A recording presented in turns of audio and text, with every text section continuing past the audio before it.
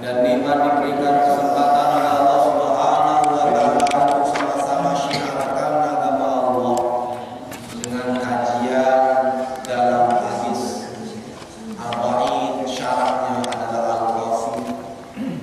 Besar harapan kita, mudah-mudahan kita semuanya berada dalam konteks ayat yang Allah nyatakan, wa man yu'azzim sya'airallah fa innaha min taqwal qulub. Siapa orang yang syiarkan agama Allah adalah hatinya termasuk yang bertakwa kepada Allah Subhanahu wa taala. Amin amin ya rabbal alamin.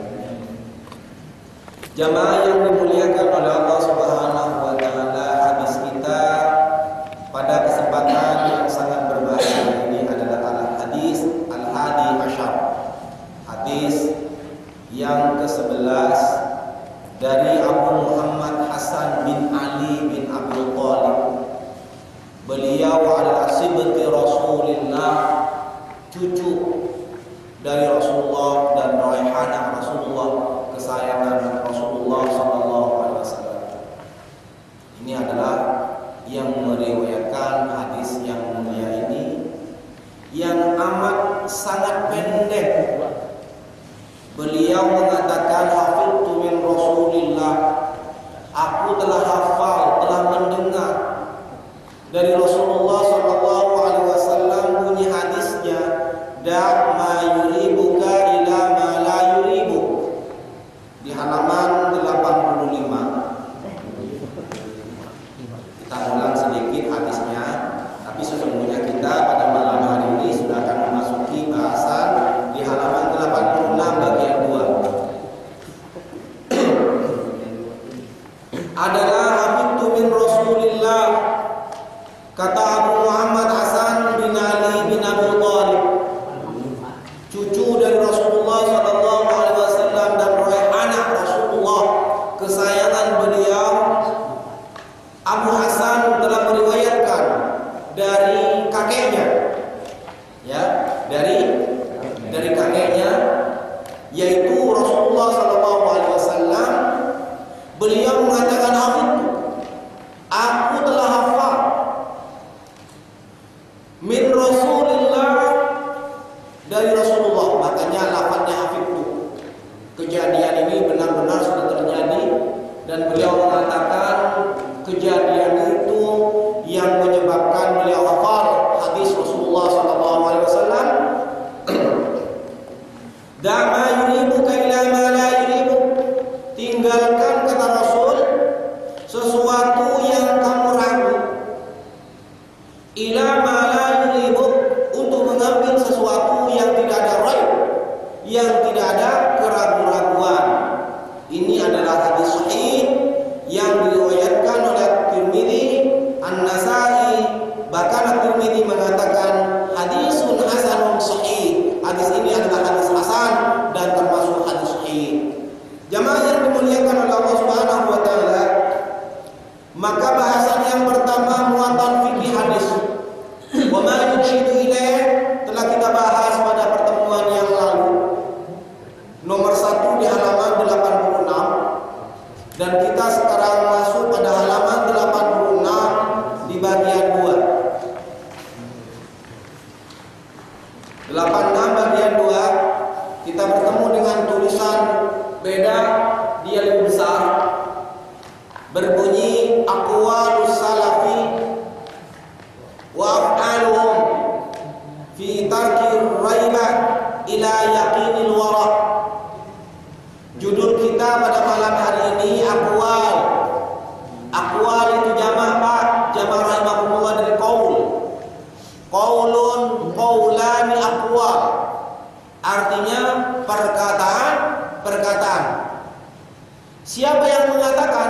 As-salaf, ulama salaf, ini salafi yang mengatakan. Kapan salafi itu ada? Ada pada zaman dahulu. Nah, makanya aqwalus salaf ini sudah terjadi ribuan tahun yang silam.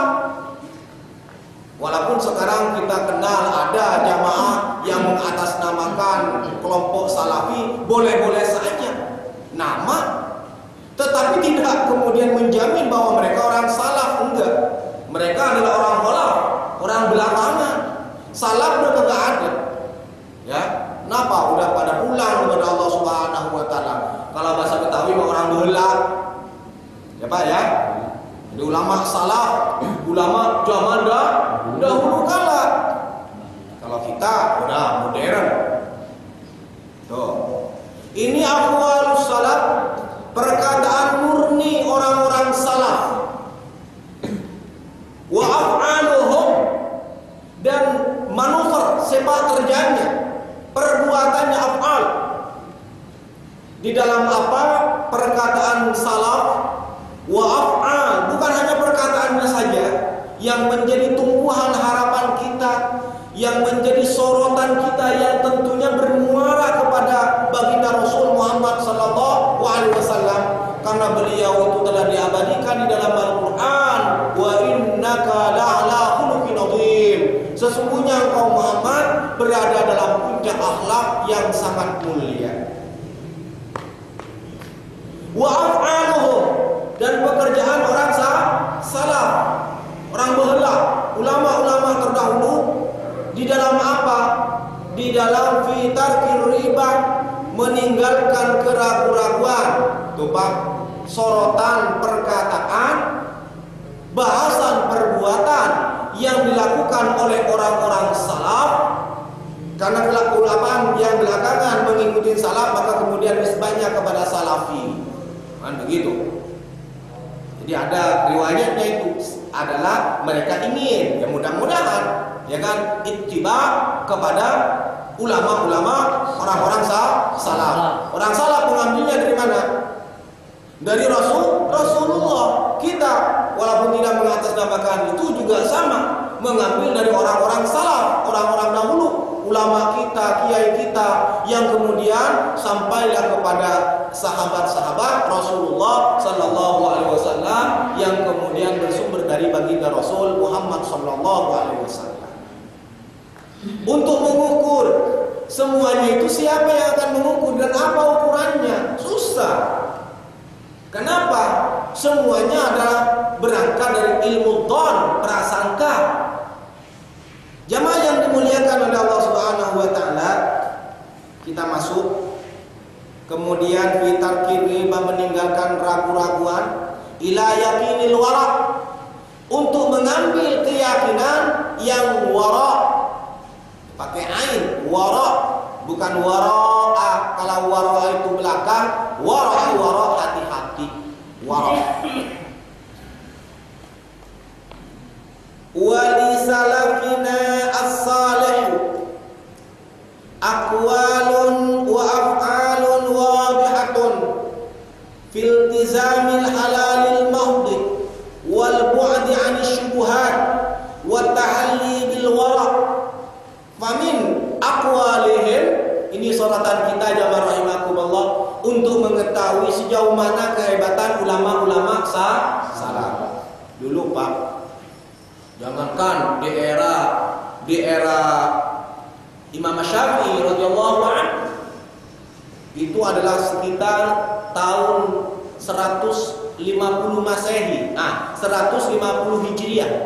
Sekarang 1435 Hijriah.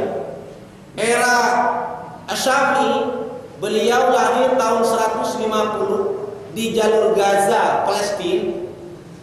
Itu adalah bagian komponen orang-orang salaf, ya, yang kemudian ajarannya yang bermadhab dengan Asy-Syafi'i sampai sekarang tentunya menjadi khazanah kekayaan daripada muttabi, pengikut-pengikut setia ajaran ataupun fatwa-fatwa hukum-hukum syariat yang tentunya Asy-Syafi'i juga mengambil dari Rasulullah sallallahu alaihi wasallam.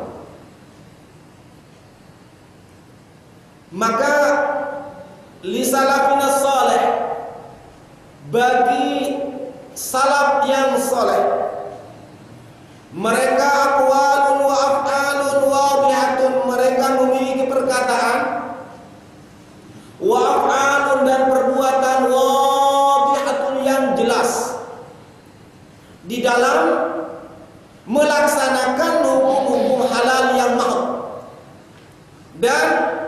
kecenderungan mereka al-syubhat al-bu'du wal bu'du al-syubhat, meninggalkan masalah-masalah syubhat. Kita nggak usah berbicara di zaman itu terlalu lampau, terlalu jauh. Kita ulama-ulama Indonesia di tahun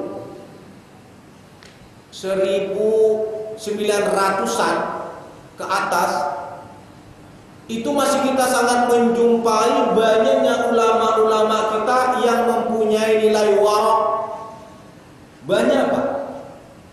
Contoh, tatkala kemudian mereka, maaf pada zaman itu, sebut saja lembaganya masjid ataupun majelis taklim ataupun madrasah ataupun besarnya pondok pesantren di zaman itu, tidak sedikit daripada ulama-ulama, kita katakan salaf karena mendahului kita, ya Pak ya, salaf itu sudah mendahului kita. Tidak sedikit dari mereka yang kebetulan mendapatkan bantuan dari pemerintahnya untuk bangunan kobong, untuk bangunan asrama, untuk majelis taklim, untuk masjid dan lain sebagainya.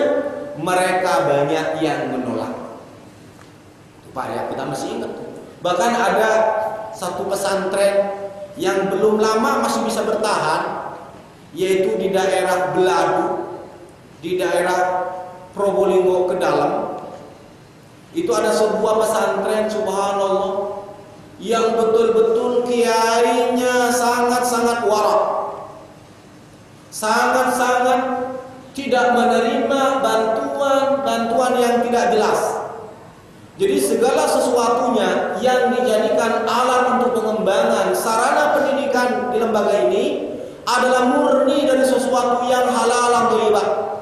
Yang syubhat, mereka masih mengatakan adalah syubhat kalau ada bantuan-bantuan dari pemerintah, dan bahkan mereka tidak mau mengambilnya. Berbeda dengan salaf belakangan yang mengatakan salaf belakangan. Bahkan ya, di era kita zaman sekarang banyak lembaga-lembaga, banyak sekolah-sekolah agama yang subhanallah sangat menggantungkan sarana pembangunannya daripada bantuan pemerintah. Sampai kemudian ada satu istilah yang saya sangat terpukul dengan ungkapan itu, malu mendengarkannya. Tatkala kemudian Kemenak Kota Bekasi mengatakan bahwa di Bekasi ini banyak pesantren abal-abal. Subhanallah, di puncak pada waktu itu beliau katakan apa abal-abalnya? Itu hanya punya gedung 5x5, dikasih plam merek besar pondok pesantren, santri yang mungkin kagak ada, jadi perubahan santrinya juga sudah dikemas sedemikian rupa. Kalau saya dulu nyantren, dibilang oleh kiai, kalau yang namanya pesantren itu santri, itu adalah santri yang harus mukim bersama dengan kiai 24 jam. Itu santri. Tidur di situ, makan di situ, beraktivitas di situ, itu adalah santri. Tetapi karena kemudian belakangan ada dana, ya, yang kemudian mereka berdalih kalau tidak diambil saya, sehingga apa hanya sebatas plan, mereka bikin abal-abal bantuan ngalir. Nah, nauzubillahi min dzalik.